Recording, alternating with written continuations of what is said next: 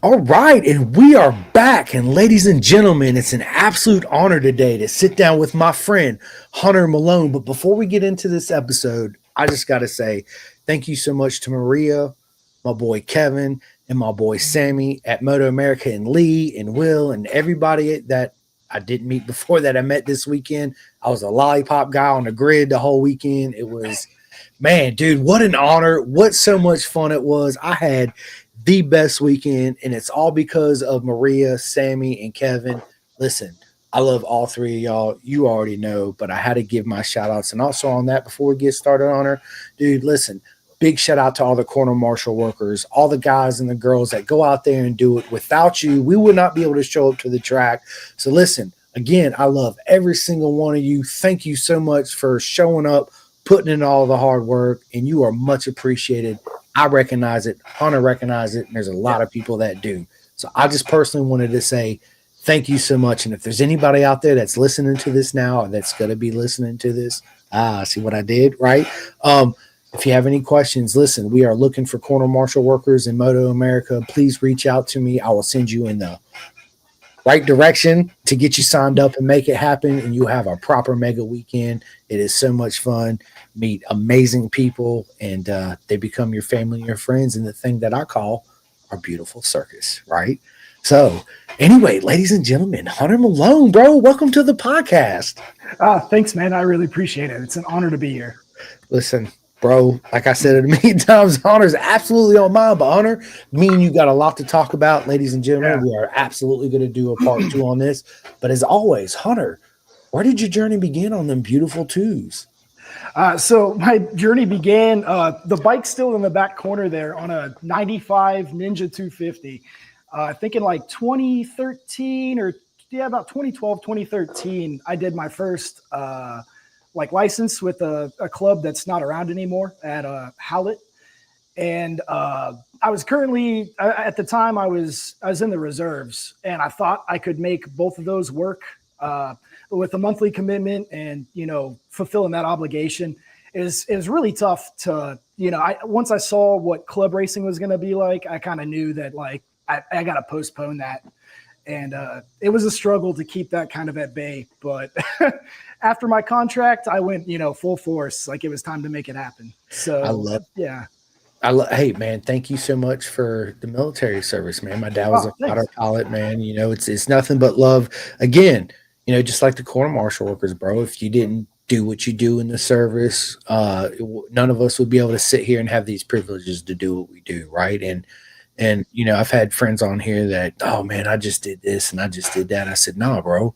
Listen, it's just like the Moto America or any racing event, right? It's all the pieces of the puzzle that make it a complete work. Otherwise, if one is missing, it's not going to work the same, right? Or it's going to be a hard time. So it's because of every single one of you guys and girls out there in the military.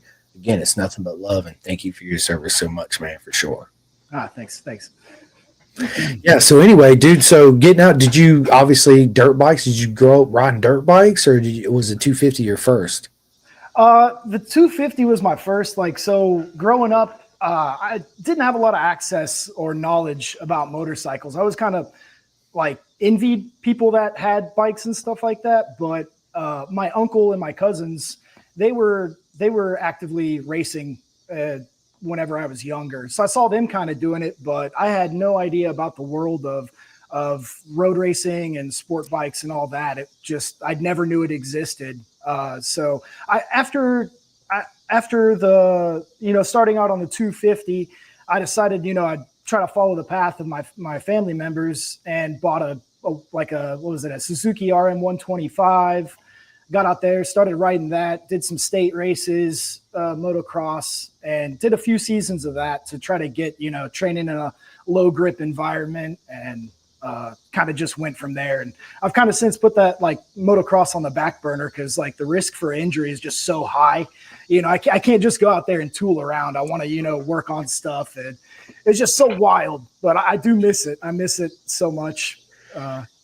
No, yeah, you're right. A lot of stigma around motocross is of course it's injury, especially when you're out there jumping. But telling a racer not to go out there and push it, I mean, you might as well just not even say anything at all. You might as well just say, "Hey, don't get hurt, right? Like, because I already know what you're gonna do. So but dirt bike riding and flat tracking, is the best way to train because you're constantly the terrain's constantly changing, the front's moving, the rear sliding, you got the control going on, you know what it feels like when it starts to tuck. So you push even more, right? And you tuck and you're like, okay. And you start tucking, change the suspension, keep pushing, blah, blah, blah, blah, right? So Yeah, yeah, and then when it's all muscle memory. So when you get out there on the tarmac and you really start feeling that bike and what it's doing and pushing it, and that first tuck comes, it's like, ooh, okay, I remember you, girl. I remember you. Let's go, right? yeah, Uh, yeah. but all that's again parts of the puzzle, parts of the pieces of the puzzle that all come together, right?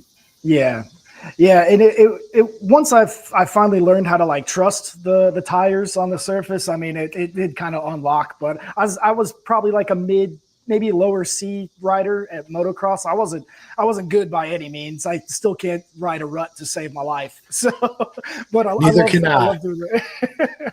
It's still a good time. I got friends, my family members still do it occasionally. So if they ever got a loaner bike, I'd jump back out there maybe for a little bit. But yeah, as far as doing a full season anymore, it's kind of out of the question for now. But So everybody's heard the story, but real quick, I grew up riding, my friends' dirt bikes when I was little, growing up. Military, moved all the time, yada yada yada.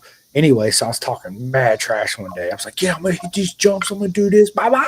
The whole thing not let off, and we get there, and I see how big and steep it is in real life, and I was like, "Yeah, I'm not gonna do that. Like all that trash I talked, I take it back. Where's my thong at? Yeah, matter of fact, I need two of them. Bring them. I'm gonna wear one on my head and one down here because I am that wussy that's gonna ride on the outside or the inside. I'm not doing any of that. Absolutely not." yeah, yeah, it's still wild to me, even riding like a 125 or a 250. Like after kind of build my skills up a little bit to see like the 65s and the 85s, man, they'll clear triples I would never even think about, dude. They are wild.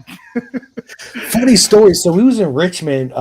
We got family that live out there, and they built this new park. Man, it's like, dude, a full blown skate park outside. But they had this whole BMX section. Of course, they got the beginner, the intermediate, and the advanced. Right, and the advances, they got some jumps on that bad boy. Right, so I was like, I'm gonna do the beginner. Let's go, people. Yee, right, I'm cool, dude. About an hour into it, here comes this kid. He's like 8 years old. And he's like, Daddy, I'm gonna hit the advance. And I'm thinking to myself, ain't no way. Ain't no way. Bro, this little freaking kid was just like shoo, shoo, hit down to me, go through the turn. And I'm just like, bro, that's like amazing, right? Yeah, yeah. Because he's got the balls, and this guy right here definitely ain't got the balls to do that right now. Nah, I'm good. Yeah, I don't really bounce anymore. Like I used to like hit the track and bounce, and not so much. It's just a flop. That's what I just did that for. We just like that, and but we keep moving, and it hurts even worse, right? It's just like I tell people, man. Yeah, I've drugged my elbow many, many, many times before it was even famous, right? They're like, really, you could ride like that? I'm like, yes. But then my shoulder, my hips come right after that, and I see my bike go one way, and I'm sliding the other way, and I'm like, I just did the best Jorge Martin impression anybody's ever seen, right? I didn't hold it together, but let's go, right? Yeah. Yeah. It's like, it's funny because when you first, it's like we remember the first time we signed up for a track event. Hunter, dude, nervous, had no idea what to expect, no expectations. No, YouTube wasn't around. You couldn't look up videos, none of that, right? Unless you knew Yeah. somebody that actively was doing it. So Yeah. you show up, nervous is all, you know what, you get put on your first leather suit, you feel Superman, baby, I'm invincible, right? And you're like, I'm gonna beat everybody, I'm gonna do this, I'm fast, I'm this, and you get out there and you look down at your tank and there's a big pie, and you're thinking to yourself, where does pie come from? Oh, you're gonna eat all of that, baby, every single bit of it, right? And it's when we first enter it, it's also hard for us to leave our ego outside, right? Yeah. Because we absolutely have to, because we're there to learn, because we think we know it, but we don't know it. You know what I mean? Yeah. Go ahead. Oh no, you go ahead. Go ahead. I was gonna say, and same with all that. We never forget the first time we drag our knee or hit our toe Yeah. down, right on the Yeah. track. We're like, ooh, boy, let's go. Talking trash to all your friends. Yeah, I've eaten a whole lot of humble pie in my lifetime for sure. All kinds, Yeah, cherries, meringue, orange, you name it. I eat it. yeah. A funny thing, and it's kind of a life lesson I learned a few years ago. Uh, I built up an R3 to race with CMRA, and the entire season I'm just fighting my tires, and I'm like I was chewing up a rear tire in a day pretty much, and I'm like, what is going on here? And I'd set the pressures before I go out, and I'd look at my friend in the paddock, Ivan and JT Rivera, and they're running the same Dunlops and on the same R3, and I'm like, what's going on? Like, your tires look great, mine look horrible. And we're set 24, 34. Come to find out, I found out at the end of the season, my tire pressure gauge was reading 10 psi too low. It's showing 24, but I was really putting 14 in the back, and so it was just destroying those tires. And I was like, oh well, good thing I figured that out at the end of the year. But Lesson learned, right? It's never too lesson late to learned, learn man. that lesson. But now I No, bet you got a better tire gauge now, right? And that's something that's I tell people too, not so much on the podcast is, man, you really need a good tire gauge. yeah, and check it, too. I didn't know that most, like the Pirelli other tire vendors at the track usually have like a gauge to test your Your gauge gauge, with, yeah. and I never knew that. And so now every time I go drop off my tires, I check my gauge really quick, make sure it's still, showing. And now I have a cheap Amazon one, but it still reads accurately. It's extremely accurate, and I'll keep using it until it goes out. So I love it. And listen, on that note, people, speaking about Amazon, if you're looking for anything for your motorcycle, it's riding gear, any accessories for your motorcycle, tires, whatever, please keep it in the industry. Don't order it off of Amazon or yeah, but any of those places you can order it off of. Keep it in the industry, people. It's very important you do. I support all my friends in the industry. I know Hunter supports all his friends. Matter of fact, everybody on this podcast supports all their friends in the industry because we know how important it is. So if you're out there, you're listening, and you need some, I got plenty of people you could order it from. Hunter's got plenty of people. Just yeah. don't go to Walmart or any of those. Keep it in the industry, my friends. Yeah, I think that tire pressure gauge, I'm getting ready to buy the Motion Pro one finally.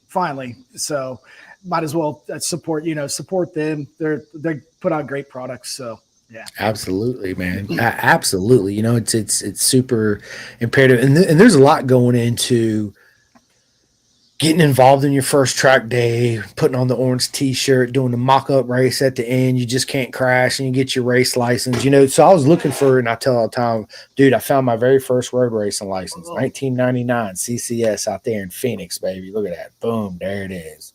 That's awesome, bro, dude. Right, so. What was that AMA number again? Let me write that down. No, I'm just joking. 334, and that was my area code to my phone number because I had no idea. All the ones I wanted, of course, all the super fast guys had it. So I was like, let's just do my area code 334 out there in Phoenix. Let's go. So that was my That's first awesome, racing man. trip. So yeah. There it is. That's something nobody knew. It was my first race number. It was my area code. So there it is. But yeah, so we all get into track days, in the journeys, and I'm a big advocate on, racing is so expensive, especially at the Moto America level, right, or BSB or wherever it is. And I tell people, listen, you can get into racing fairly cheaply by buying a 300 or 250 or 400. When you're first starting out, let's just be honest, Hunter, your first set of tires are probably going to last you a year. That whole season, you're not going to wear them out because you're not going to be pushing to wear them out, right? Yeah, you get like the race DOTs they make now are absolutely fantastic, and they'll last you. I mean, even for my 600, I ran the SC3 for I think 2 full weekends on a back tire, pending the temperature on the track and stuff like that. But they make great tires now, so yeah, it goes a long way now.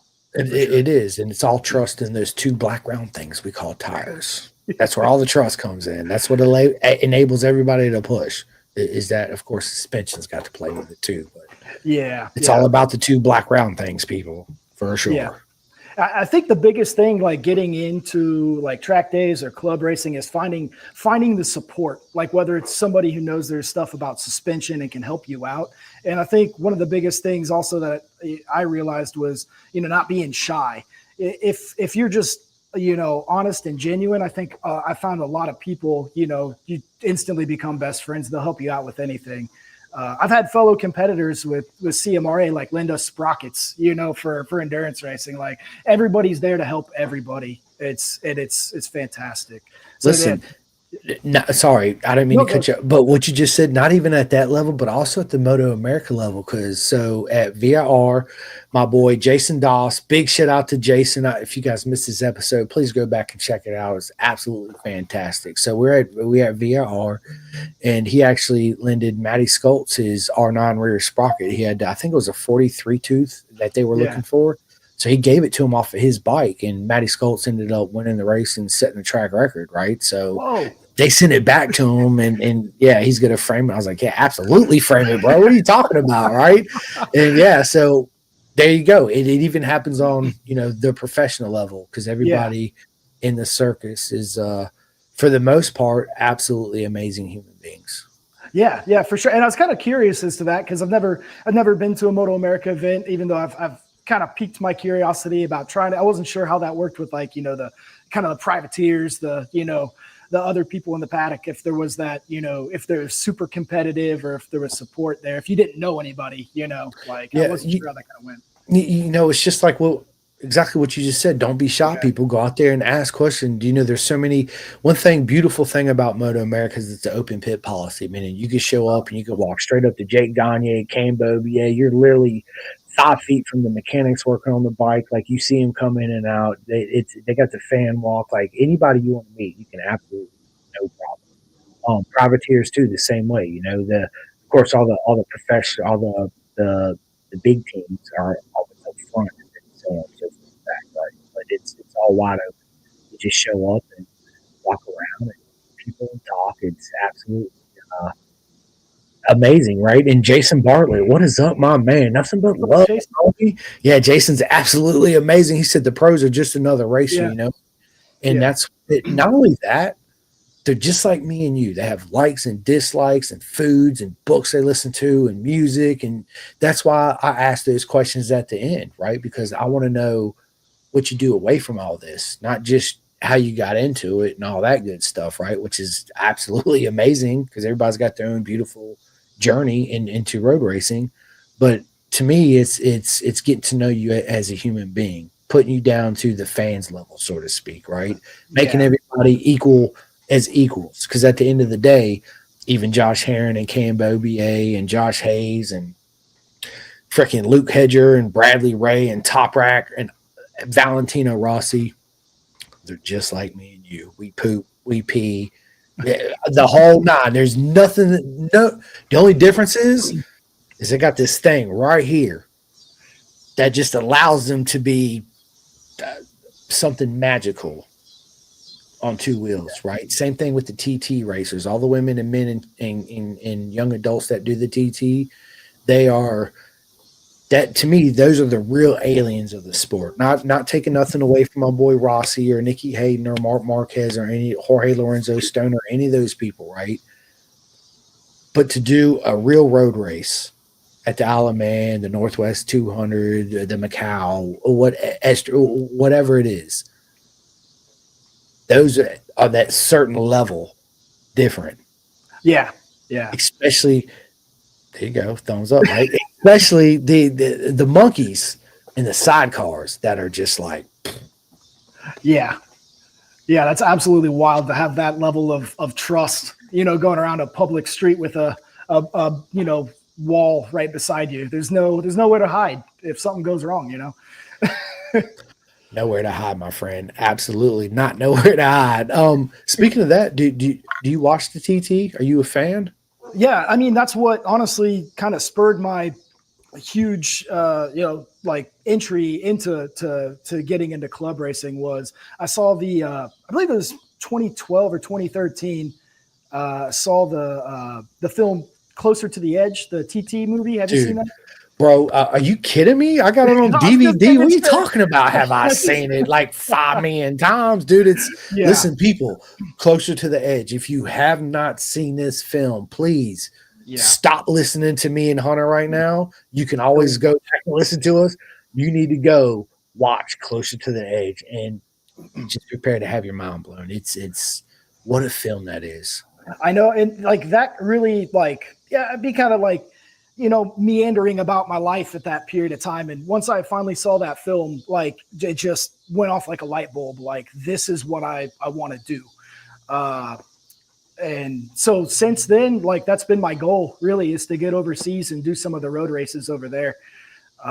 It's a lot of work, to get over there, but hopefully one day we can make it happen. So, My friend, I can definitely help you out with that.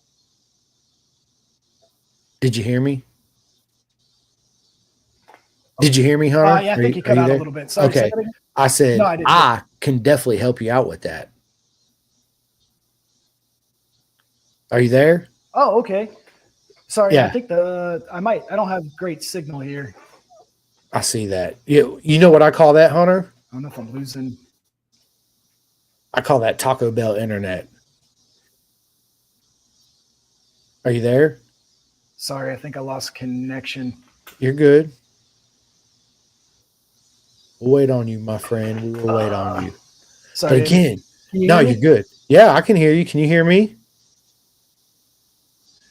Yeah, sorry, I'm in a garage, like, so the Wi-Fi is kind of spotty out here. It's all good, Um, buddy. Let me Do you have see. What's Taco going Bell on. internet or Walmart internet? My boy Sammy. What Let's see is here. up? Of course, Bobby, bro. What is up, my friend, dude? Sorry I didn't get to spend a lot of time with you at VR, my friend.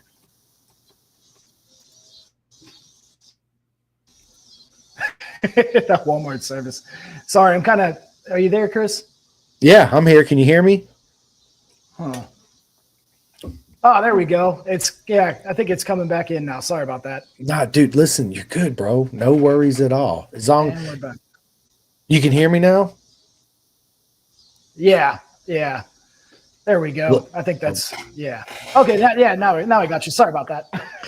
no worries, my friend. There's a thing called editing that I can actually do and edit that little segment out. Right? So it's not a big deal. For real, honestly, I say that, and sometimes, dude, I'm such a huge fan of the raw interviews that sometimes, I mean, unless it's really bad, I'll go in there and edit it out. But if it's just a little glitch, man, I just leave it in there because it's just a brief second, right? Yeah. So, yeah, Yeah, I man. wasn't sure if I was coming through there. But okay, so we were talking about the TT. So you have connections and stuff, yeah? I can help you out with that. Absolutely, I can. I can get you in touch with two of my buddies that are get people over here from America over there and race. Matter of fact, I got a couple friends over there right now racing. Dave Thomas, big shout Oh, out to him. My buddy yeah, Stuart Dave Thomas, Clodworthy, yep, big shout out to him. My boy Israel. Jackie K and his wife, big shout out to them. They're over there doing it now, right? So, yeah, Yeah. I got a lot of friends that go over there and do it. And my friend, I can absolutely yeah, I got you, Hunter. I got you. Yeah. And that's I know that you've interviewed, was it Eric Wilson and who was Dave the other? Houston. Dave Houston, yeah. So I was hoping to meet them at Baja a few years back. That's for the Tourist Cup, but I don't think they were able to make it, unfortunately. So hopefully one of these times I'm hoping to meet them down in Mexico and finally be able to talk shop with them. Because I actually reached out to them earlier this year. I applied for the Manx this year and got denied, but and shout out to your podcast because I watched your interview through them and kind of made me realize some things about my resume, on how to kind of, structure my resume and what they're looking for over there, which I didn't realize before, Yeah, that's important too, right? People think that you could just it's almost like you got to be accepted is what Yeah, it is. you You know have what I to. mean? Yeah. It's not. Yeah, you have to. It's people. Man, I hate I cannot stand to use this word dangerous with two wheels, right? Anything in life is dangerous. You could walk outside and get hit by lightning or a car. That's dangerous, right? You could, whatever the case may be. To me, I don't see it that way. I see it as when you're so deeply in love with this sport, listen, you've already accepted the consequences straight up. I don't care if you're a Yeah. skydiver, whatever it is, you accept that. And also on saying that, your family accepted that too in the back Mhm. of their mind because they support you. God Yeah. forbid anything happens, but when it does, Yes, it's absolutely devastating. It's sad. It shakes the world. But at the end of the day, he or she, whoever did it, went out that way. What a way to go out. What a Yeah. life to live. What a Yeah. fucking journey. Yeah, Right. exactly. So Yeah. that's how I see it. Mhm. Um, and it's just, yeah, it's absolutely amazing. But yes, dude, you're right, dude. Dave. So big shout out to Eric Wilson, Dave Houston. I got another boy out here, Hunter Malone, that I'm gonna put y'all in touch with. So Yeah. yeah, Yeah. for sure. Yeah, and that's the one thing I realized about the Manx that I should have kind of put at the forefront of my resume is like a cover letter of like why I want to do the event, because I understand they're not looking for somebody who's just gonna tackle it as a bucket list goal and never come back. They want to feed into the TT, and I didn't realize that. I thought it was its own separate kind of thing. So realizing that, and that's genuinely what I want to keep doing it. I don't want to just do it once and never come back. I want it to be a cyclical thing every year to go do it. Because I mean, it's what I'm riding for.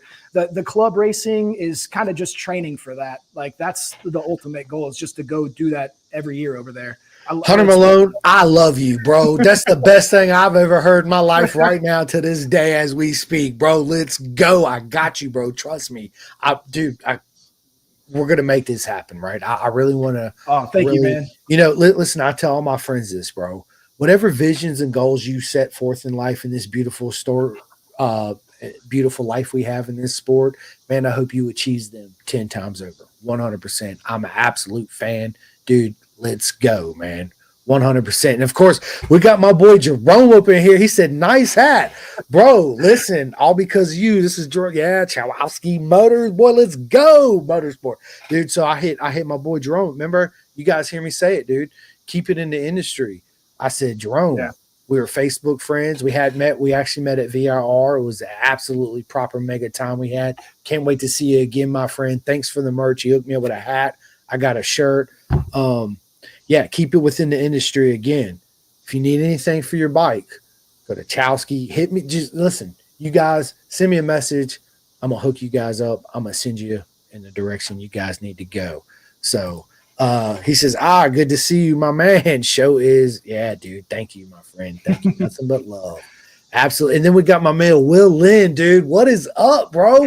So listen, story real quick. I'm at Mid Ohio. I just got back. I told the story. I was a popsicle guy on the grid this weekend. It was like freaking amazing. Met people at Moto America I hadn't met again, and one of them is actually my buddy Will Lynn, man. Super cool kid, young adult.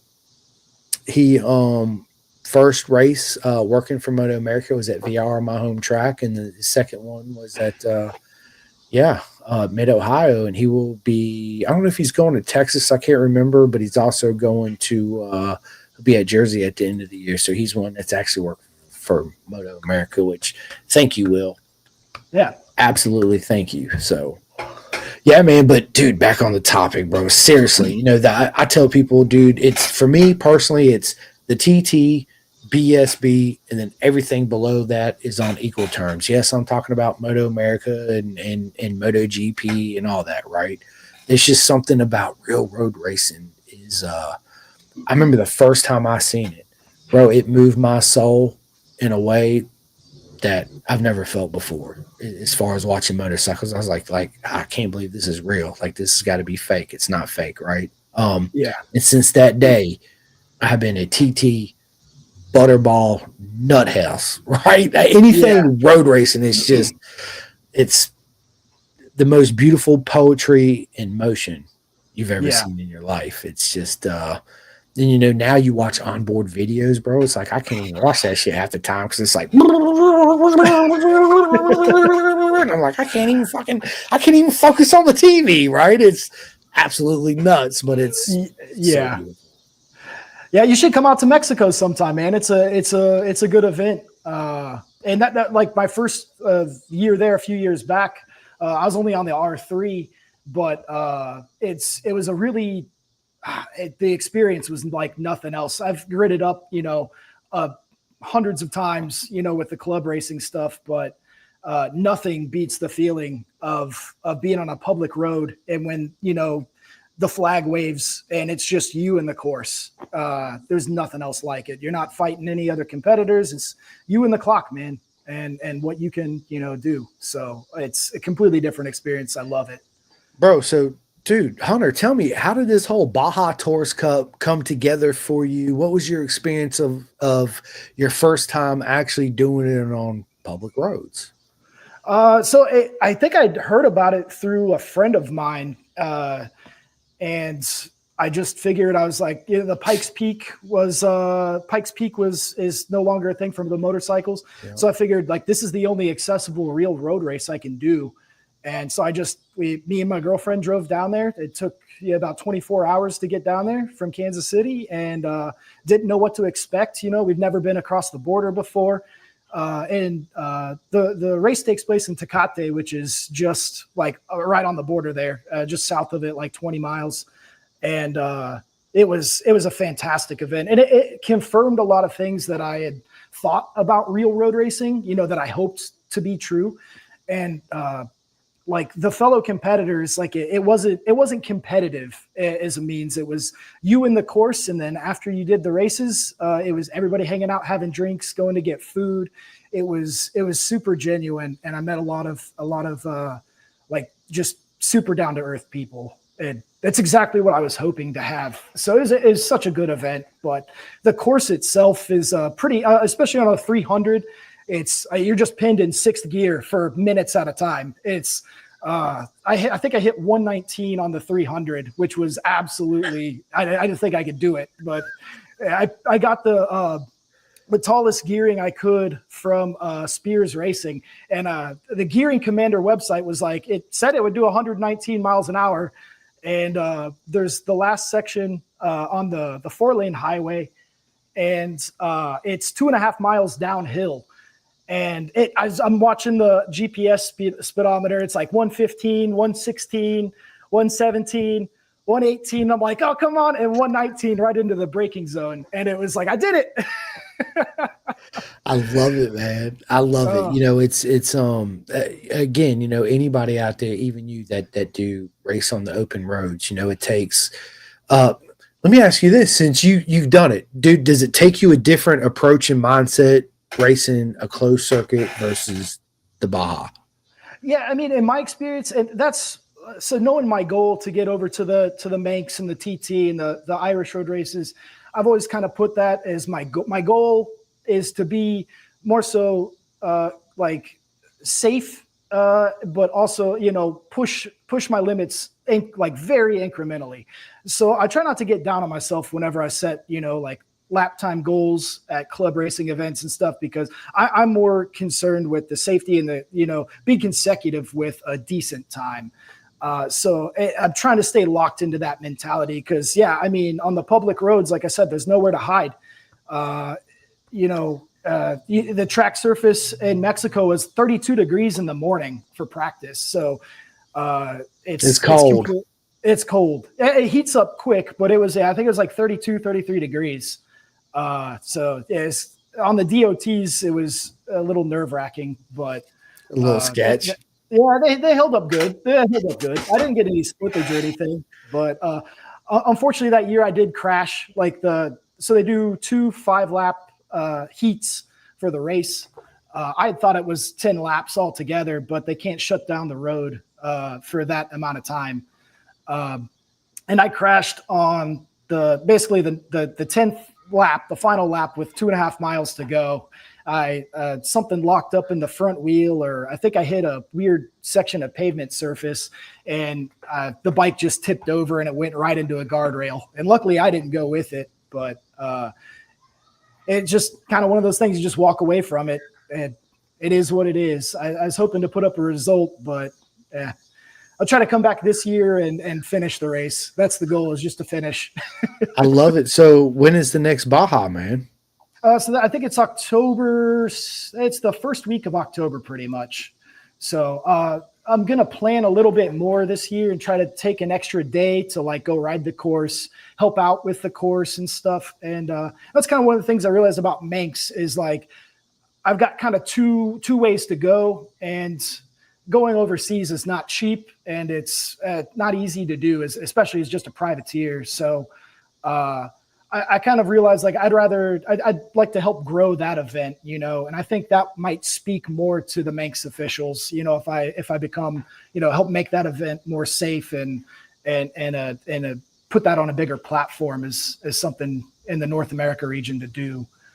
Um, I so love yeah, that's kind of where I go with that goal. Yeah. Dude, it's absolutely amazing, man. You know, there's out of the 400 and some episodes I published, there's been very few I've had on here that want to go do real road racing, and that's their absolute goal. You know, it's a Yeah. beautiful thing to hear, and I absolutely love it. It's yeah, nothing but love and much respect, my friend, because I would, you know, that's something I always wanted to try. Go out there and ride the TT or the Estonia or it, dude, any of it. It don't matter what it is. Just I just want to ride the course, right? I'm not trying to race the car. I just want to ride it and just visualize Joey Dunlop and dude Ian Hutchison and Foggy and dude all the dude David Jeffries and Mike Hellwood and it's yeah, man, freaking amazing, man.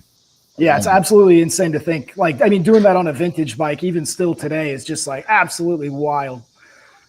Dude, it's listen, it's true. It's the most beautiful thing anybody's ever going to Yeah, see in their life, for real. No yeah, bullshit, dude. It's yeah, Bobby says Joey Dunlop said keep it on the gray blur, not the green blur. That's a fact, my friend. Right, going that fast is like,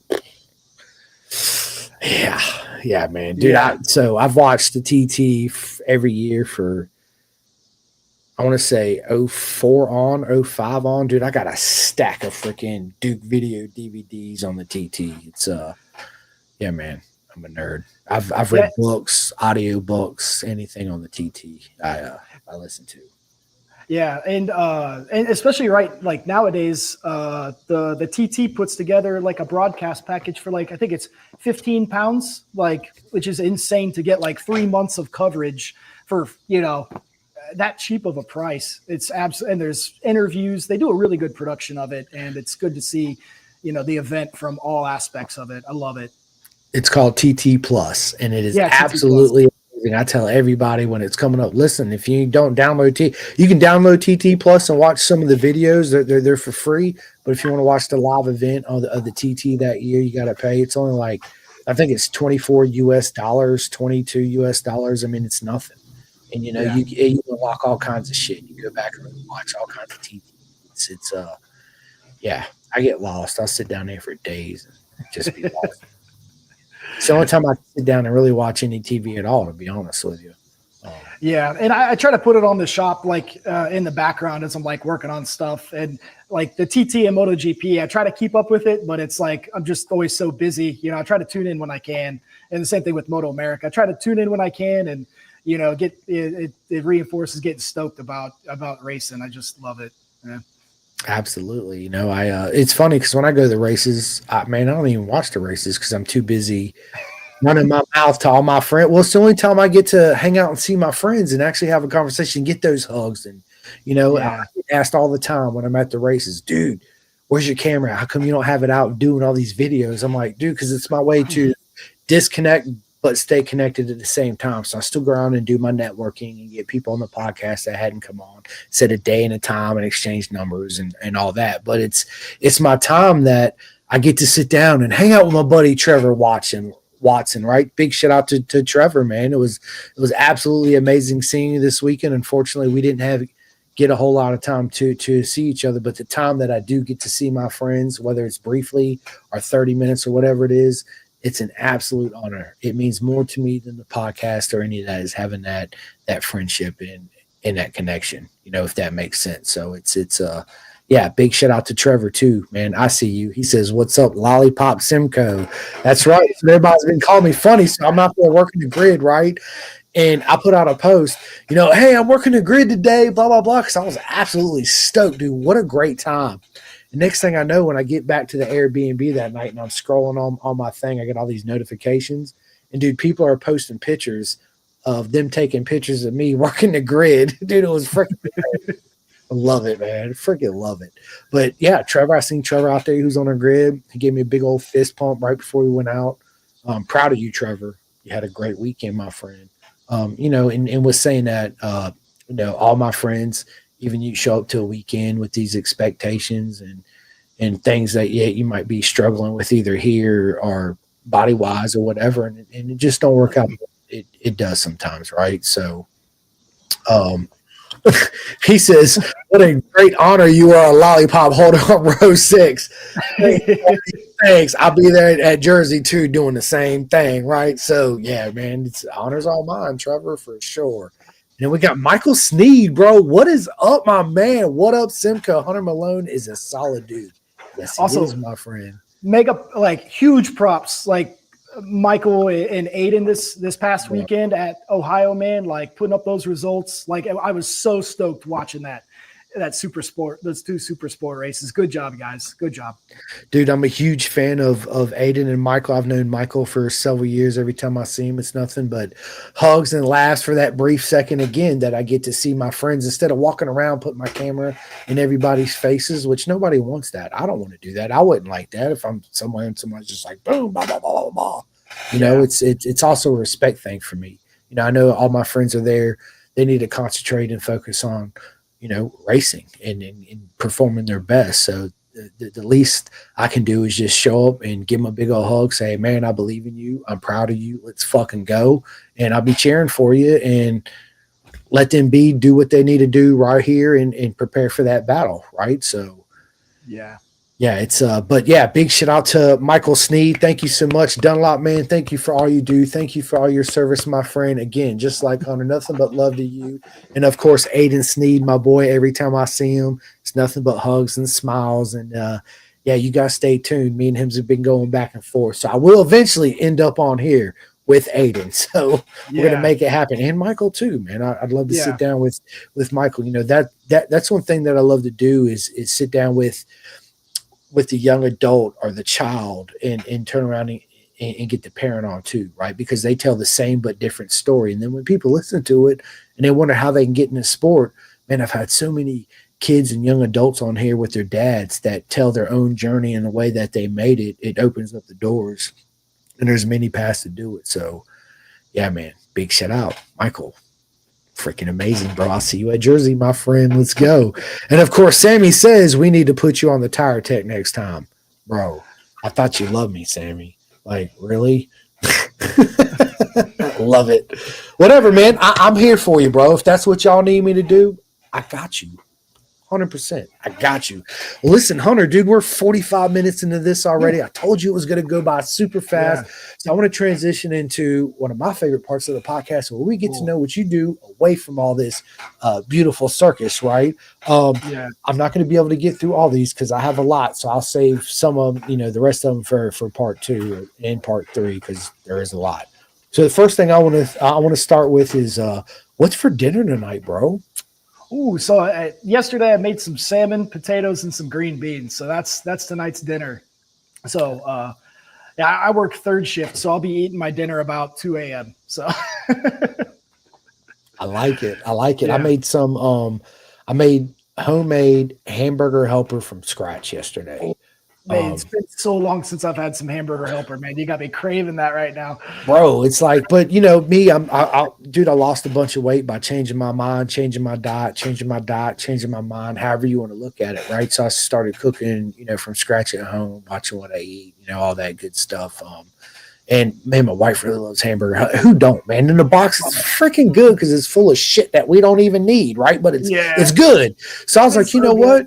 Bro, I'm gonna make my own. It was super easy to do, and it freaking was absolutely amazing. And we got another legend in the house right now, Dave Thomas. Thomas, bro.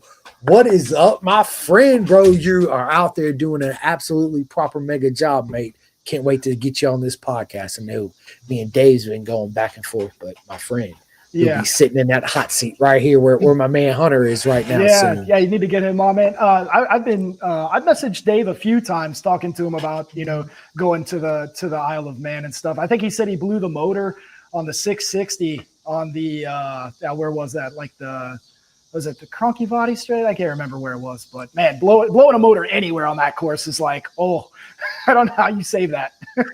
Yeah, I mean, dude, Dave's an absolute legend. Again, all my friends out there that do any type of real road racing, even close circuit races, are absolute legends of the sport. And People, fans show up to the races and they see you walking around with a suit with all these patches and logos, and they're like, how much money does he make and all this. But what they don't realize is the love and the passion and all the hard work that goes behind the scenes that nobody even sees, that nobody ever talks about, and the effort that people put in. It's absolutely proper mega. I mean, it's just freaking.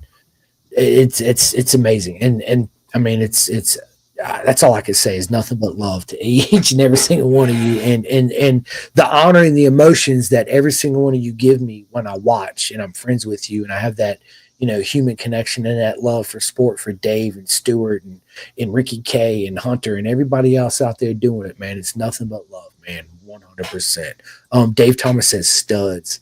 That's you, my friend. That's you, right? He says first lap, Conky Vadi blown. Yep, you were right. He says, thanks, guys. Much love. Yeah, Dave, nothing but love to you, my friend. Nothing but love and support. Go out there and have fun for sure. So, yeah, man. So, listen, on that note, Hunter, dude, tell us something we don't know about you at all. So, I don't think a lot of people know that I'm a musician. I've been playing in a few bands here lately. So, I apparently don't have enough hobbies. So, what do you play? Guitar? Are you a singer? Are you the rock star? Blah blah blah. What do you do? I played bass my whole life pretty much, but I was currently I've found a love for drums, which is insanely expensive. But I love playing drums, so I play in drums in a band with some friends, and then a new project just got off the ground. Where I'm the front man, so I'm the lead singer of another punk band. So, dude, bro, I love it. You got to send me some audio tracks, bro. So I can jam them, dude, for sure. Dude, I love it. So, listen, on that note, let me ask you this, man. What is life after racing for you? I think a lot of it's just like winding down, like after a club event or something like that, winding down, and then it's pretty much right back to work. I'm lucky enough to have a pretty flexible job, so I can kind of fill my 40 hours throughout the week. So I can work 313s or 312s or something and take a little bit of vacation to make it happen. Otherwise, I wouldn't probably be able to do this. But it's work, sleep, eat, repeat, and racing. That's it. I love it. And that's something else. A lot of the people don't realize is how fortunate a lot of you guys and girls racing where that fortunately do have jobs and able to work, that they give you the opportunity to go seek out your dreams and live them, man. It's very rare to find jobs that are willing just to let you go home because your son's sick and you got to go pick him up from school. They want to write you up or give you a point or whatever it is, right? It's like, so that's absolutely amazing to hear, man. So good on that, bro. Good on that. Speaking of that, what do you do for work? So that's kind of a tricky subject. I can't really say who OnlyFans. I mean, hold on. I wish I'd be a millionaire. I probably wouldn't be a millionaire. But I'd probably be broke. Actually, I'd be fucking broke if I was on OnlyFans. But, he's like, how am I negative in my OnlyFans account? What are you talking about? No, so. I've been for the past, I think it's like 7 or 8 years, I've been an environmental test technician. So what we do is test assemblies and components through rigorous environments, whether it's temperature cycling or mechanical failure. So it's kind of a weird field to be in, but it's a super flexible gig, and I love it. It kind of keeps me on my toes. It's very hands-on, lots of torque wrenches and troubleshooting. So, yeah, playing bass. Awesome. Will look, my boy Will says playing bass on OnlyFans is worth a try. Hey, listen, I get 3% of that if you make it, Will. Right? Yeah. No, I'm just playing, bro. Dude, I mean, you never know, right? It's and that's what's missing in our sport too. Is like, I feel like everybody's fishing in the same pond all the time, but not realizing that everybody in the industry already spread so far thin with whatever help that they can provide. I feel like, us as a whole need to, there's plenty of people out there that want to anonymously donate to the sport because they love it. But how do we reach those people? So, You guys stay tuned, man. I got something in the works, but yeah, you guys stay tuned. That's just something that we need for our sport to grow for sure. So, listen, I listen to a shit ton of audiobooks, right? You probably know. Yes, I know this question was coming.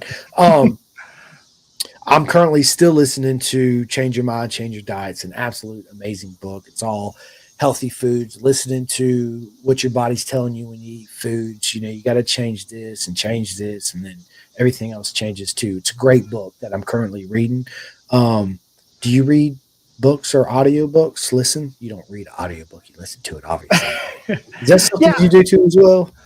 yeah. Sometimes I find something that catches my interest. I think lately I've been trying to dive through the Guy Martin the books that he's published. So yeah, trying to get some more insight on the TT and his life. He's one of my heroes, of course. So I've been trying to just devour everything I can about the Isle of Man. Still, I mean, I've been going at this like 6 years now. I think 6 years, and it's just can't get enough of it. So So I got every audiobook that Guy Martin has out on Apple Books. Listen to every single one of them. There's another good audiobook on the TT. Of course, they got Joey Dunlop, which is really good. They got Michael Dunlop's story, which is really good. But they have one. Hang on, I'm looking for it for you right now. It is called The Ragged Edge by Stuart Baker, which is a okay, really good one. Um, Boom, right there. That's it. The Ragged okay, Edge. Yep, it's on audiobook. This is Apple. Obviously, it's an iPhone. So you got Apple Books, blah, blah, blah. There it is. Dude, it's a really good book, man. I'm such a nerd when it comes to. I listen to comedy books, Anthony Bourdain, Toby Price, Marcus Aurelius. Like, I'm all over the place when it comes to book. I'm a firm believer in, knowledge is power. It's in a sense that it's, if you're not so narrow focused in life, just with certain, listen, all I'm saying is free your mind, think about everything else. There's other possibilities out there, right? The more you know, the more power you have right here, the more correct decisions you can make in life instead of being, think you know it all like my 12-year-old son. I'm not trying to give anybody advice, but my son's like, well, I know, Dad. I'm like, dude, you know everything that I'm getting ready to ask you, right? He's like, yeah. I already know everything. I was like, okay, well, give me your phone. Well, I'm going to take the computer and everything. I'm just going to throw it all away because you know everything. We don't need any of that. We'll just ask you. He's like, you know what I mean, Dad. I was like, yeah, I know it. Right. So, but it's knowledge is power, people, for sure. So, yeah, even podcasts, I listen to a butt ton of podcasts. It's not just motorcycles, but of course, Joe Rogan, Danny Jones, um, freaking brain fart, Lex Friedman, you just name it, right? I'm all over the place with that. I'm big in Egypt theology and the Spartans and Greeks and all that mythology and all that. My wife will tell you I'm a conspiracy theorist, just to let everybody know. I question everything, right? yeah. So, but again, that goes with, open up your mind and taking all the knowledge in and just figuring it out for yourself, I guess, basically, right? Yeah, So, yeah. yeah. Dude, as far as podcasts go, what do you listen to? Or do you have any Oh, recommendations for people? usually if I'm like on the road, especially between going from the circuits and stuff with club racing, I usually put on Small Town Murder. It's a good podcast. It's kind of a comedic podcast about like these small town murders, and it's most of the episodes are like 2.5 hours, so it's a great time killer. And you just stay engaged with it, and time flies by. So that's usually what I listen to on the road. The small town murders. It's funny, man. There's so many of my friends that like, yeah, I listen to these murder books. I'm like, dude, y'all sound just like my wife. I'm like, what do you listen to? It's either witches and witchcraft or murder mysteries and all this stuff that goes along with it, right? I ain't gonna lie, because I like the documentaries on Netflix about all that shit too, as well, right? Yeah, yeah, But yeah, I'm like you, I like to have a podcast where like mid Ohio, I'm like, dude, I got a 6 hour and 5 minute drive with the stops, probably about 7 hours because I got to eat and get gas and all that good stuff. Right. yeah. So, yeah, it's, I put one on, yeah, hit the road. And smiles. Come here, we go hang out and see all my friends. Let's go, man. And then when the weekend's over, dude, I miss all my friends. Like I'm missing every single one of them right now. Speaking of which, I got another one that just popped in. My buddy Jonathan Funk, bro. What is up, my friend, dude? Works for M4 SR Vision Wheel Suzuki. He's absolutely amazing. Chris is one of the highest positive injury that you can meet in the track. Thank you so much, Jonathan, my friend. It is always an honor to see you. Can't wait to see you at Jersey, my friend. He is absolutely he says, yo, yo, yo. Yeah, dude. Jonathan's freaking one of a kind. You too, Jonathan. You bring a lot of positivity to the track, my friend. So, yeah, absolutely. And that goes along with all the puzzle pieces that go together in our beautiful circus, right? So, yeah, he's amazing. So, if you guys come to Jersey, yeah, meet up with me. I'll take you around, introduce you to all my friends in the paddock, and we'll have a proper mega Willie good time, as I always say, right? Yeah, with the energy and the love and the support. It always blows my mind. It really does. So, let me ask you this, dude. Are you a spicy food eater? Oh no, my girlfriend loves spicy food, and she'll gas me out of the house if she's cooking. Sometimes I'll be like in my office, and I'll just start coughing, and I'm like, "What? Why am I coughing all of a sudden?" I go in there, I'm like, "What are you cooking?" And she's like, "Oh, it's just some peppers." Like yeah, it'll drive me out of the house almost. It's hilarious. I love spicy food. Some people like it, some people don't. So yeah, it's yeah, man. I usually carry around a bottle of hot sauce with me everywhere I go. It's funny because I work with a bunch of Hispanics at work, and they're always bringing little peppers in. And one time they got me pretty good with this little pepper. I was like, man, that's like a little Thai chili. I'll bang that out, no problem. I took this big old bite and I started chewing it. I was like, yeah, that's hotter than a Thai chili. It was good though. I handled it. They thought I was gonna be like, oh my god, right. So I brought in a bottle of hot sauce one time. I was like, hey, y'all like hot sauce? I got to try this. But first, I let them see me dump it all on my food, right? And I was like, you guys got to try this. And dude, they're all over there going, oh, Frigo, it's too hot, it's too hot. And I'm like, this is nothing, right? It was, yeah, man. So, yeah, but I got to be in the mood when it comes to super, super spicy food. Like, I'd be like, you know what? Today's the day. I want that pain. I want that pain. So, yeah, it's all right here, you know. And my wife's like, you're absolutely nuts for doing that. You probably ain't got no stomach lining. Like, I'm surprised you got any taste buds. It's like, honestly, for me, dude, if you've never done it, it is a super adrenaline rush like you've never had. It's weird to explain to people for real. Like the last dab, right? The hot one's the last dab. I got several bottles of that. That's hot, but it's really good flavor. But dude, that freaking the bomb, it's like only like 140 million Scovilles, which is not that much, but the extract they put in it, bro, it's just meant for one purpose only. And that's just to tear your ass up. And that's exactly what it does. It is horrible. I don't recommend it to anybody unless you just want pain. That's unless it. you're ready for it. Bro, I wasn't even ready for that. Like, you know, I'm sure you heard the story, you know. So one story I haven't told people is I went to Virginia Beach. No, we wasn't at Virginia Beach. Sorry, we was in Florida at Destin Beach. We went to the Pepper Palace. They're like, yeah, we got an outlet mall. It's got the Pepper Palace. I was like, bro, we got to go. So they had this bottle called the Inn hot sauce. It's like 9 million Scoville. I mean, it's no joke. So you got to sign a waiver, and they give you those. You remember those little ice cream cups you used to get? You peel the thing off, and it's got the little wooden spoon in it, right? So you basically get that same little wooden spoon, and they put a drop on it, and you put it on your tongue. You got to sign a waiver. I was with Luke, and dude, I thought he was just gonna die, bro. Right? I mean, it was hot. Like, I ain't gonna lie, my whole body turned red. My face was red. It was yeah, it was.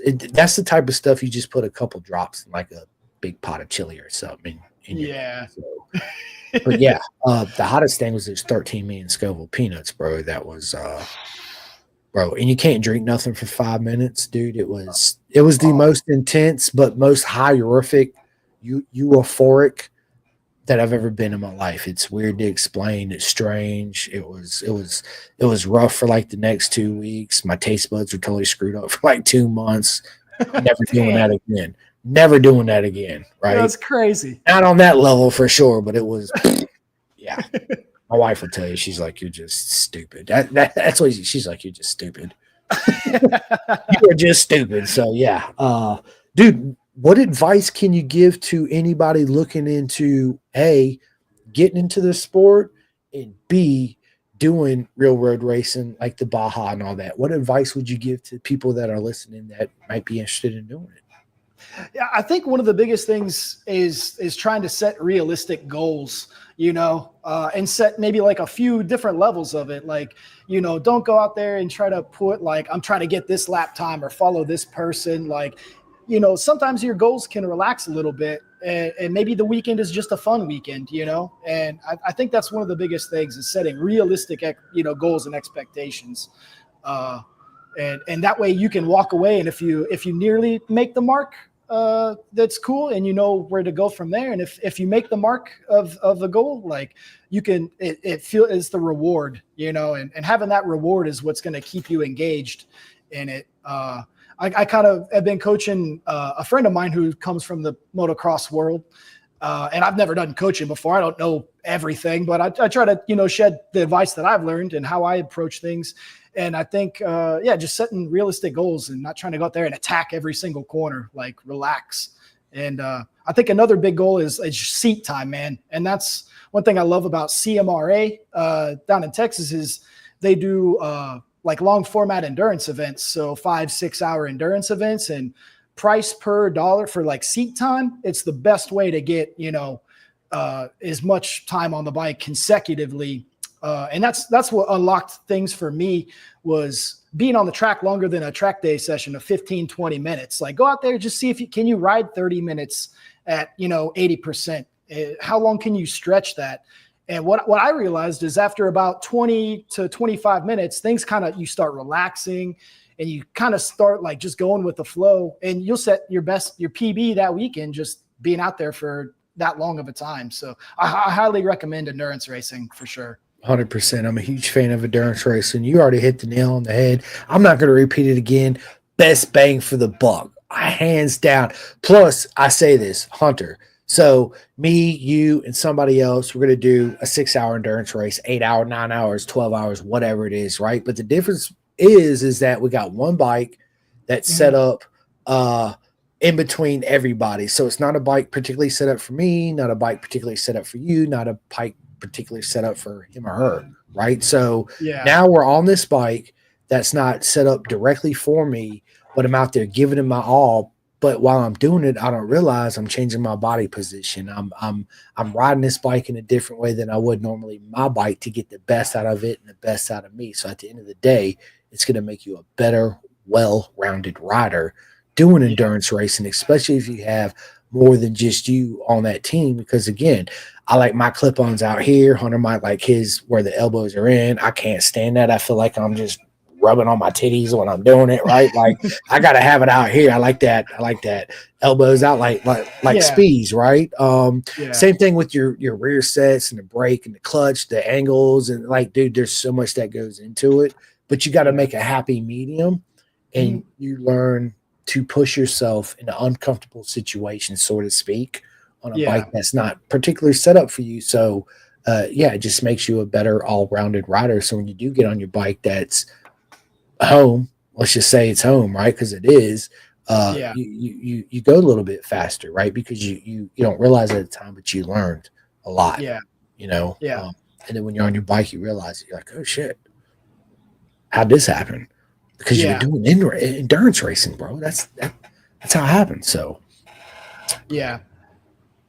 I think the other thing too is like being out on the track for a longer format. Like there's more likelihood that you're going to be able to follow somebody just a little bit quicker than you, and that's going to unlock. I can grab the brakes where their brake marker is, and that's just huge in my opinion. A track day, you might not get that opportunity every session, and you only got a limited amount of sessions. But for 6 hours, go out there for 40 minutes and just push yourself. Facts. And listen, people, on that note, when you come up to your first track day or your first race weekend event, or even if it's your fifth and nobody's told you this yet, but I'm getting ready to tell you, do not show up to the track with just one undersuit because of that simple fact. You might shit yourself out there on the track being scared, right? Listen, we've been there. We've done it. You pee yourself. It happens, right? Bring more than just one undersuit to the track. People around you much appreciated, right? For sure. It's Yeah. but those are the stuff you don't understand when you first get into it, right? You're like, what's the understood? It's like my first track day, my first event when I showed up, I went through tech and they were like, bro, where's your safety wire? I was like, the fuck's this guy talking about safety wire? What is safety wire? What are you talking about? He's like, dude, you got to do this and do that. I'm like, nobody told me that. Like, I didn't get no handbook. There's no course on that. Like, what are you talking about? So yeah, it's a good thing. Yeah. Again, the beautiful circus we're in, right? Don't be afraid. We said this earlier. Ask questions. Ask for help because there's a million people in there that will run to you and help you out because they want to see you out there. They want to see you smile. They want to see you get faster, and they want to see you come back. And that's a fact. So 100%. Sammy says, if I could insert the he's right, you know me. Right? Definitely. Dude, thank you, Sammy. Bro, so let me ask you this. What's your go-to karaoke song, Hunter? Oh man, karaoke. Let's see. What would it be? Every time I do karaoke, I think it's a good idea in the moment. And then I like I sober. It's good. I sober up, and then I'm like, that was horrible. Why the fuck did I do that? Then it's like 3 days of regret of just like, but it kind of keeps the ego in check. Let's see, what is it? If they have, I think the Hives, like a Hive song or something a little bit more, kind of punk-ish, the Hives, or I think I've done Queens of the Stone Age tried to a few times. Like that's kind of my go-to. Danzig, Mother. Mother. Yeah. So the saving grace is there's a big screen right there with all the lyrics on it. So you ain't even got to know the song. Right there. You just read the words popping up on like a teleprompter, basically pretty much. So usually I'll go up there and they'll be like, come on, Simcoe, go. And I'll be like, nah, I can't do it. I'm shy. They're like, fuck out of here. You ain't shy. Right. So, and then I'm like, okay, let's go. And usually mine's like, I play something Sublime. I'm a fucking huge fan of Sublime. Yeah. To me, they jam, but I listen to all kinds of music. It's one of those things. I'm sure it's like that for anybody. It depends on what mood I'm into, what I want to listen to. So yeah, man. So let me ask you this, bro. What's your worst habit? Documenting my results at the track. It's not a worst habit. Oh man, like I try to go into the weekend and have these goals of like I'm gonna list my suspension settings and I'm gonna take notes after every session. And I think the root cause of that habit is I like buying new notebooks. So I'll try to keep like my documents in a notebook, and then I'll find a new notebook. I'm like, oh, it's fresh and it's there's nothing in it. And so I'll buy a new notebook and start logging it. But I think now I've got like 5 different notebooks with settings from 4 different bikes in each notebook, like spread out. So like I'll take it to the track and be like, oh, I've got notes in this notebook. And then I'll open it up, be like, oh no, I don't have it in there. Like, what am I doing, man? I kind of just shoot myself in the foot every time. Yeah, it's one of those things. Again, that's something else that people don't realize. Preparing for that track day, that club race event weekend, whatever it is, man. There's so much preparation that goes into it. Like I always had to stay 2 steps ahead of myself, and if I didn't write it down right in a notebook on this piece of paper with all my shit on it and check it off as I go, I'm lost. Like I remember forgetting my key. And guess what? I had to drive home and get my key if I wanted to ride. So that's what I had to do, So things like that happen for sure. So I'm gonna ask you 2 more questions and then I will give all our shout outs and all that. Just stand with me for a minute. So we'll go ahead and schedule our part 2. If you could sit down and have dinner with either any historical figure or any racer, past or present, who would you sit down with and have dinner? I think it would have to be. It's got to be either Joey Dunlop or one of the TT riders. Like Milky Quail is one of my like heroes too. I want to have dinner with him and just hang out, have a pint or so. Just hang out and talk shop. Dude, so I'm friends with Ilum Quail, which is the son that races. Oh, yeah. Ilum, Ilum. He's absolutely amazing. Looks just like his daddy with the glasses, bottle glasses and all that, right? Like, let's just be honest, right? It's but one of the legends of the sport. Again, big shout out to my friend Josh Hayes. I can't believe I just said that, right? Friends with Josh Hayes. What life am I living right now? It's We had this conversation at Mid Ohio, and several of my friends, when I tell them how old Josh is and Jeremy McWilliams, they're like, "Dude, what?" Or Larry the Worm, Pegram, right? They're like, "What? Are you Yeah, kidding me?" How does Josh still do that? It's simple, and it's only one answer and one answer only, because he's still massively in love with the sport. yeah, That's the plain and simple answer. And he says you're absolutely right. It's I love it so much, and it's absolutely amazing to see. yeah, There's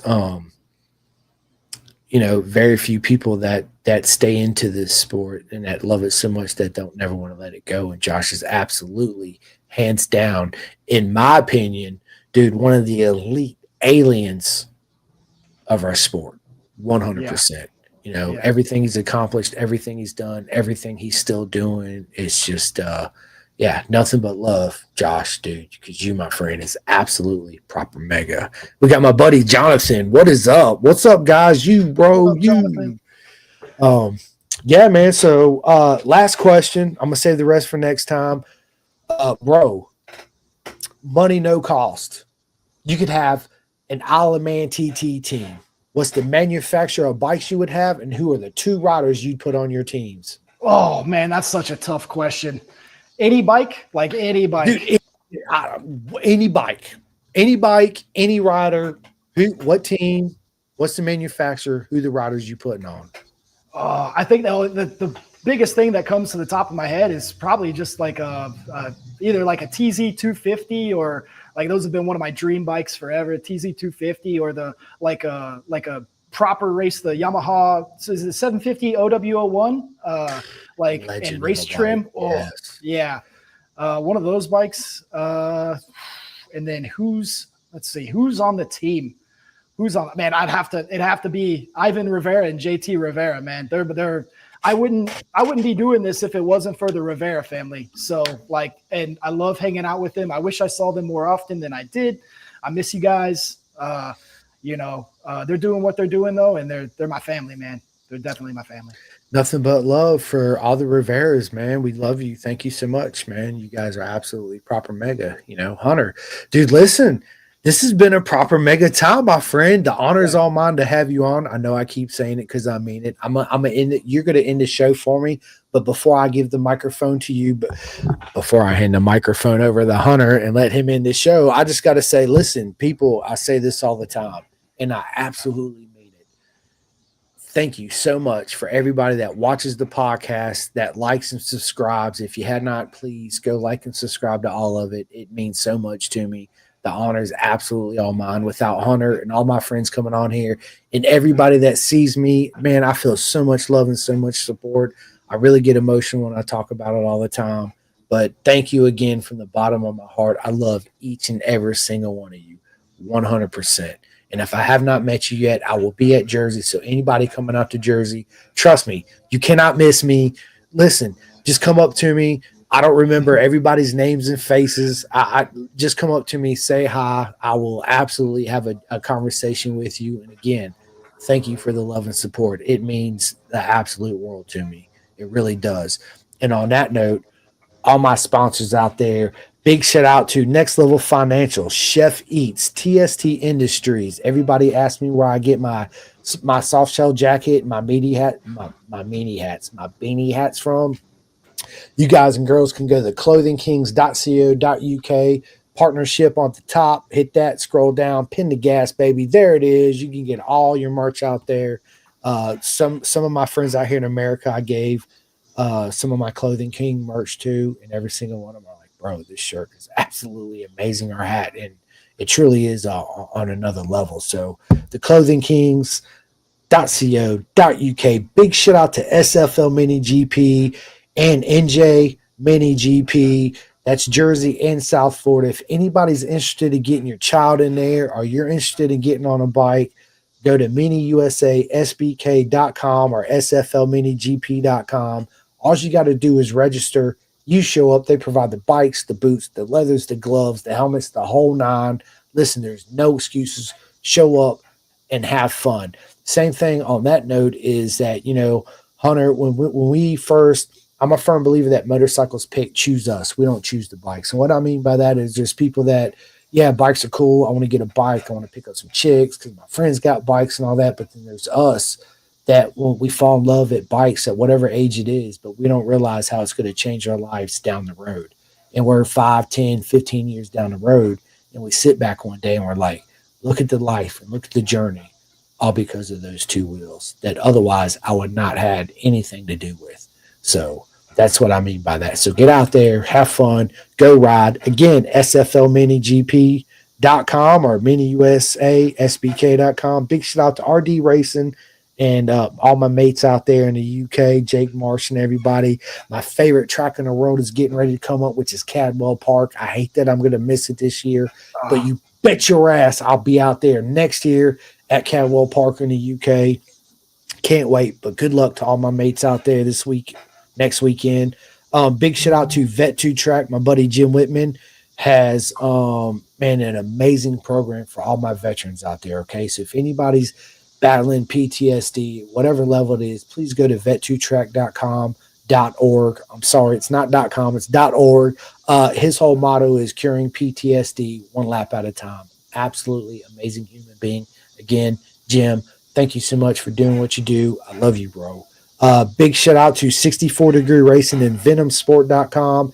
I got two friends in the industry that make undersuits. One of them is 64degreeracing.com. My buddy Tate, absolutely amazing. I got two undersuits custom that he sent me, and they're hands down by far my favorite undersuits. The second one is Mama Aliki at VenomSport.com. Let's go. That's where this shirt comes from. I got one. My wife got one. They're absolutely hands down one of my favorite t-shirts of all time. Big shout out. People ask me all the time, you got so many friends. Do this is conflict of interest with the undersuits and all that? Absolutely not. There's enough to go around in this beautiful circus. Both products are the best products on the market. You're not going to go wrong from ordering from any one of them. Again, 64 Degree Racing and VenomSport.com. Let's go. Big shout out to Road Racing World. I need everybody to donate to the air fence, just like the Corner Marshals. It's imperative that we have it. If we don't have the air fences, guess what? We're not going racing. $5, $10, $15, whatever it is, it truly helps. Thank you guys and girls so much. Big shout out to BTR. The program is over for 2025. Kara Knibble, congratulations on your championship. Nothing but love. Let's freaking go, right? Let's go, Kira. Good yes, job. Dude. I miss all my girls, man. I miss seeing them all at Mid-Ohio. It was strange with them not being there, but I did see Lucy Blondell. I had a proper time seeing you again. Nothing but love. You already know. So listen, I get a lot of questions. Women's always hit me up. I've applied. I've got denied. My advice to you is always keep applying. You will eventually make it. You will eventually get there. They're only allowed so many slots. Just keep on it. Go back and listen to all the women I've had on. Some of them 5, 6 times applied, right? Just keep at it. You will eventually get in. What an amazing program. Big shout out to KYT Helmets, K-Tech Suspension. Man, my boys at K-Tech, man. I got Gil, I got Dakari, I got Kendall, I got Birch, man. Nothing but love. They're absolutely amazing. If you're not on K-Tech, what are you riding on, right? That's what you need to be on. If you guys have any questions, hit me up. I'll put you in the right direction. Anybody out there that's got an Aprilia, an SV, listen, Ghetto Customs Bodywork. My boy Chris Parrish, hands down, make the best bodywork in the game. So if you got one of those, ghettocustoms.com. There you go. Same thing on graphics. I got 3 buddies that make graphics in the industry. Again, you're not going to go wrong by ordering from any of them. First one is Dripping Wet Graphics, my boy Chris Grizel. Again, big shout out to Chris. It was an honor to see you again at Mid-Ohio, my friend. Can't wait to see you at Jersey. The other one is my boy Reese Brody at REB Graphics. And last but not least is my boy Gus Rodeo, GRG Designs. He makes graphics too. So big shout out to all 3 of them. Again, you're not going to go wrong by ordering anything from any one of these people. Support all your friends in the industry, and let's freaking go, people. Big shout out to Woodcraft, Mark 10 Motorsports, Free Hug Racing, Nicole Polich Photography, Stick Boy Racing, Adrenaline Engineering, Pit Lane Moto, TBEXUSA Experience.org. What they do is absolutely amazing. My man Michael Pizzozzi, he has a program.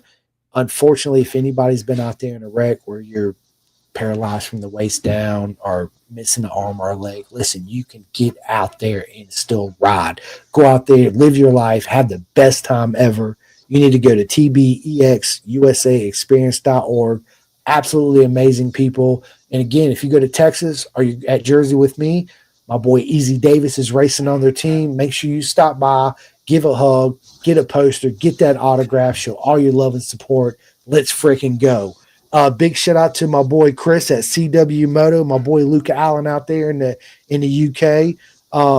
Big shout out to truthbetolapparel.com, Remix Racing Project. Man, listen, that's a lot. AJ Blackman says, dude, Team GRG in the house. Let's freaking go. And AJ, one question to you, my man. First, bro, we got to set up this podcast. Secondly, is how do we keep missing each other at these races, bro? Like, we've been at the same racetrack for a while. We never end up meeting for whatever reason it is. But I will see you at Jersey, my friend, 100%. But listen, Hunter, the floor is all yours. Tell everybody where they can show you all the love and support, where they can find you on social media and all that good stuff. Yeah, well, I'm on Facebook as Hunter Malone, just my personal profile. I'm on Instagram as at Titron Racing. Huge shout out to my sponsors that keep me motivated, keep me doing this. Rob and Tasha with Bison, Brandon with KYT Helmets, Woodcraft Technologies, Larry Mills with DP Brakes, and Guerney Boots. Like, I just tried those recently, hands down, probably the most comfortable boots I've ever been in. I'm going to get ready to do like a gear review on YouTube about it. So stay tuned for that. Dude, that's awesome. That's something I thought about doing, is start doing some gear review.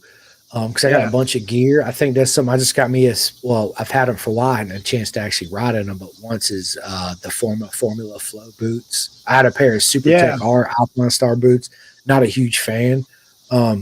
I'm like in between sizes with them, and it's just where it just don't fit me well, right? So, but the Formula Flows are absolutely amazing. Yeah. I just I've been riding in those for like 3 years, and they're fantastic boots. Yeah, they're good boots for sure. But I just tried these new Guerney boots out on like a whim, and I think it's a little bit higher of a price point, but I think there's some things that the Guerney boots are doing better, like more comfortable footbed and everything. Like, I love it, absolutely love it. It's expensive, but I think it does it justice for sure. Oh, it's funny, because dude, riding gear in general is one of those things that you physically really got to go to the store and try on if you're lucky and they have what you're looking for in the stores, right? Yeah. It's just like tennis shoes. You go shopping for shoes, you're like, dude, those colors are sick. I got to try those on. You put them on your feet, you're like, absolutely not. And then you'll see a pair of shoes, you're like, the colors are kind of okay, but I like the style of the shoe, right? And you'll put it on, you're like, yeah, these are absolutely me right here. It's the same thing with boots in the industry and all that stuff, right? So it's you have your likes and your dislikes. And on that note, man, big shout out to AGV Sports Group and Komani Leathers, Octane and Project 7. If anybody's out there looking for a leather suit, I say it all the time, it's 2025. Get yourself a full custom suit. Don't buy that off the rack suit. Hit me up. I got all you guys covered. So, man, listen, this episode will be out everywhere tomorrow, Spotify, iHeart, all that good stuff. I'll tag you, Hunter, and all that good stuff on social media. But, is there anything you want to say before I end this podcast? Just thanks to all the friends and family, everybody tuning in and leaving comments and likes and stuff. Like, this has been awesome. It's been such an awesome experience. So thank you so much. And thanks to you, Chris, for what you do. Listen, again, the honor is all mine, people. I love every single one of you. And on that note, we are out of here. Just stand with me for 1 second. Let me end this. What do you mean go live? I am live. Or is it not going to let me end this? Hold up. What's going on with my stuff right now, dude? Yeah, it says go live. I am live. What are you talking about? Calling all two-wheel enthusiasts, get ready to rev up your earbuds with Pin the Gas Podcast, the ultimate motorcycle racing podcast, hosted by Chris Simcoe, one of our very own excellent leaders here in Roanoke, Virginia.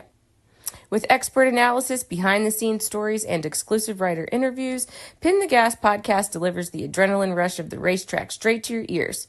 Whether you're a diehard fan or a curious newcomer, you'll gain insights that will transform how you watch and understand motorcycle racing. On your favorite podcast app, join Simcoe as he takes you on a high-speed journey through the world of motorcycle racing. Pin the Gas podcast. All right.